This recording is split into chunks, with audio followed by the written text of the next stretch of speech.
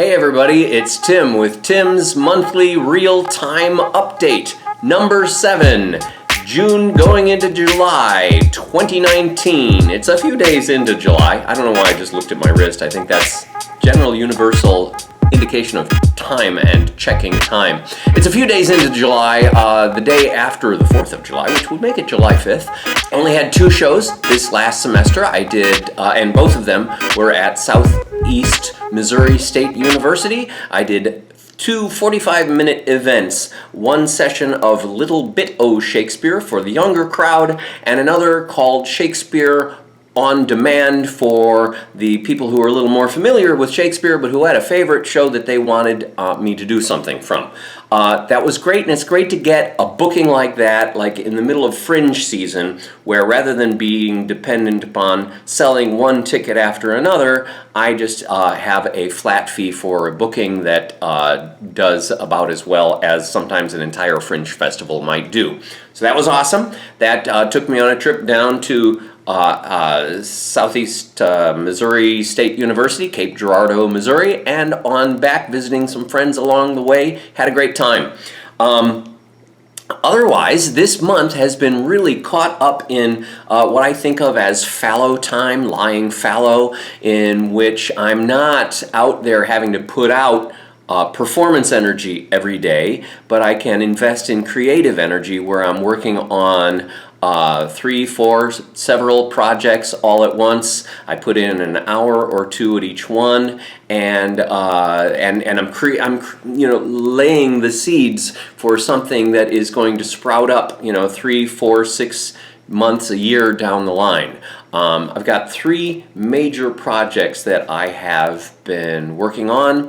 The Asimov project is coming along. That one is going to flourish on January 2nd of this coming year. January 2nd is Asimov's centennial, and I want to do something, a performance, a party, something to celebrate him. And what I've done is I have been editing down his biography, 235,000 words of material, down to what is currently, in the first pass I got down to 67,000 words, which is probably 7 to 8 hours of material, if performed aloud. And now I'm going on a second pass through that. I've knocked about 8,000 more words off of that, so we're down into the 6-hour range and continuing to chip away at it. So that's exciting.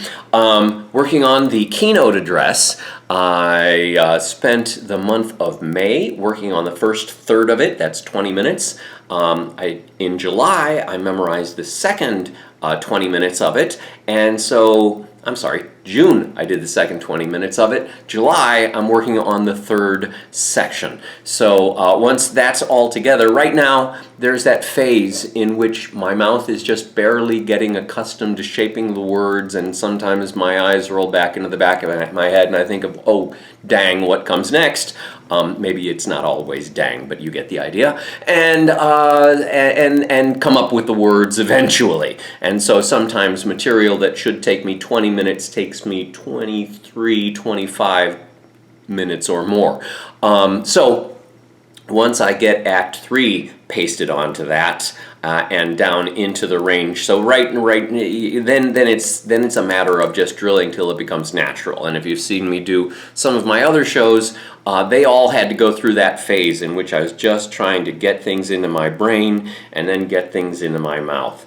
The getting things into my brain part is it has a narcoleptic effect on me, in that as I'm trying to squeeze stuff in there, all I want to do is take a nap. And then once it's done in the month of July, then I've got August, September, October, and half of November before I'm actually committed to being prepared to actually deliver the thing. I haven't confirmed the booking yet, but if I get to do it, it should be in really tip-top shape by then. And it's a keynote address. They're not actually expecting that this is memorized. They would assume that I'm reading it off of a piece of paper, but I want it to be the best keynote address ever. And so that other states and organizations will hear about it and say, yes, we want you to come and do our keynote address for a lot of money.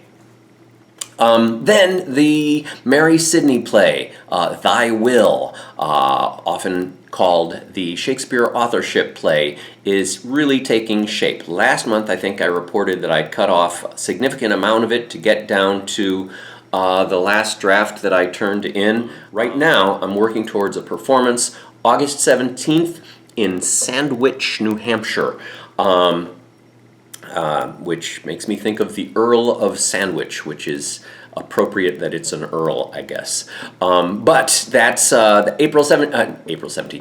17th. And I'm going to be at the other end of the continent, so I won't be there. I will be in Edmonton, Alberta, performing at the Edmonton Fringe Festival. So please, anybody on the East Coast who's anywhere in the range of Sandwich, New Hampshire, please go and see it. Hopefully we'll capture some video on it and or Skype, and I'll have a really good sense of how it goes.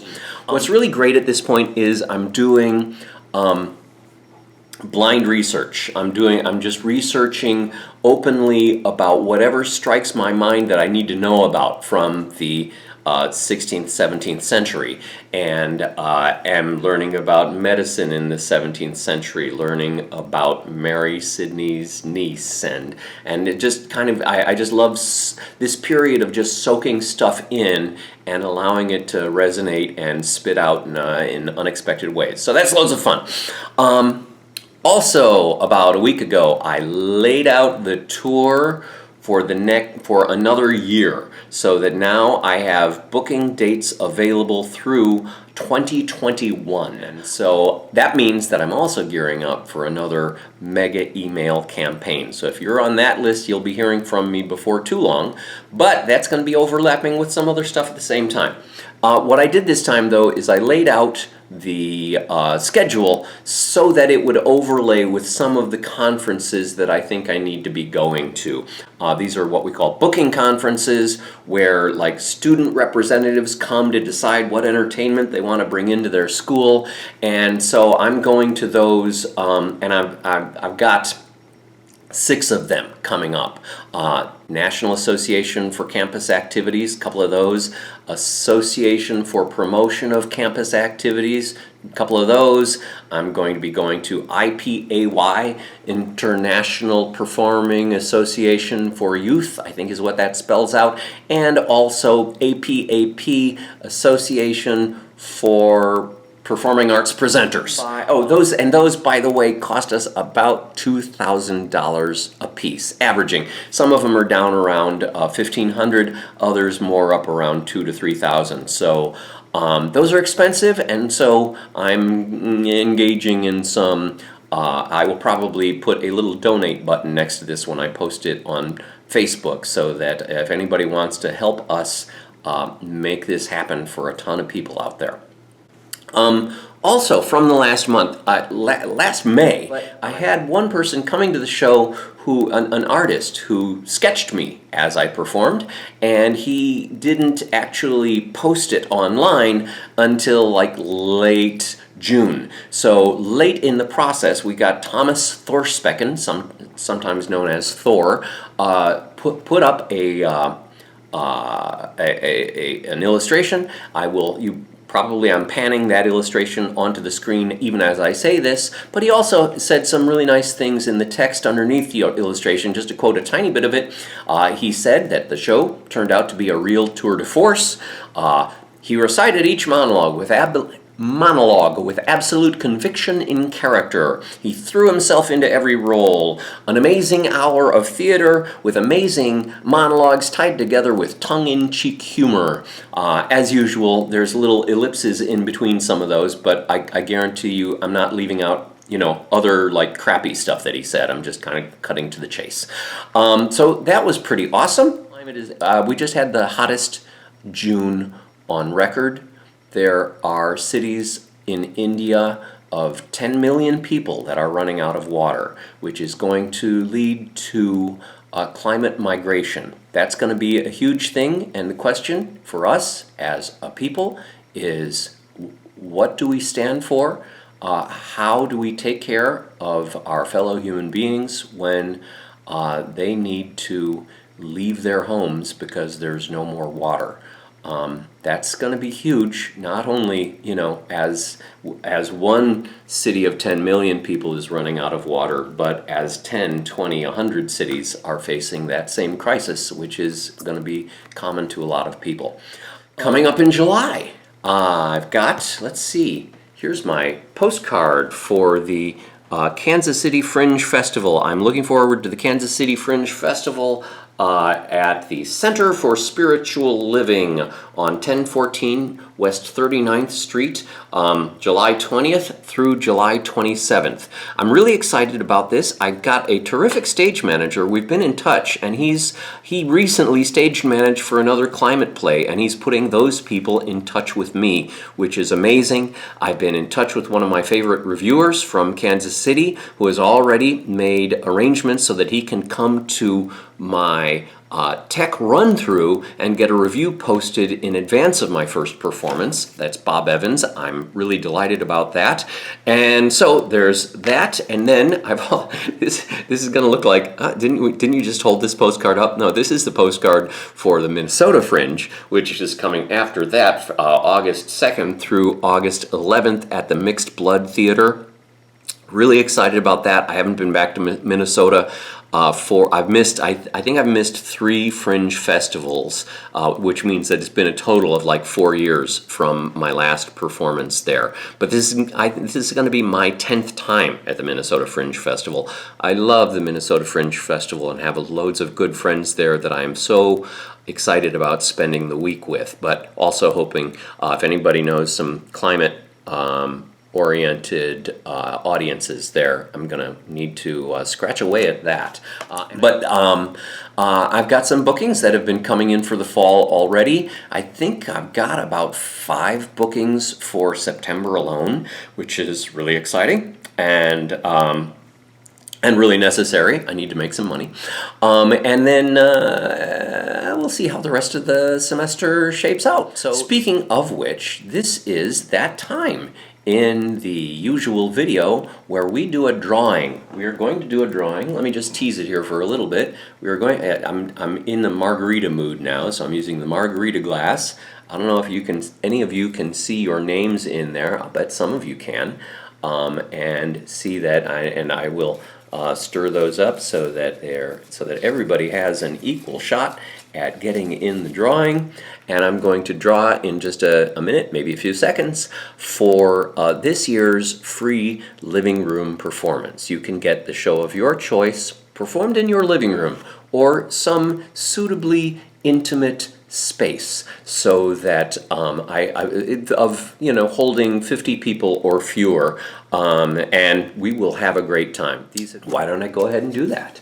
And so I have got hold of. Let me mix it up a little bit. I grabbed one while I might possibly have been looking at the thing. So now I have just found one that is here in my hand. Here's the thing. This is the name that I drew. I could not show it to you live because just as I had pulled this out of this glass, the camera said that the memory was full on my camera, the internal memory, and so it stopped recording before I could actually read the name of the winner.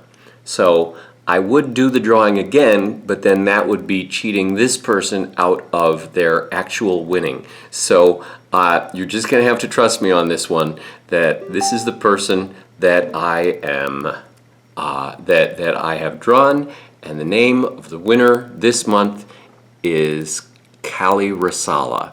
Callie is in Indiana. She's been really supportive and wonderful on Facebook and a good friend. So Callie, you have a free performance coming to you, and the rest of you guys still available. So love you guys. Thank you for your support. I hope you enjoy these videos. Tell your friends. I will see you somewhere around the 48 contiguous states. So long.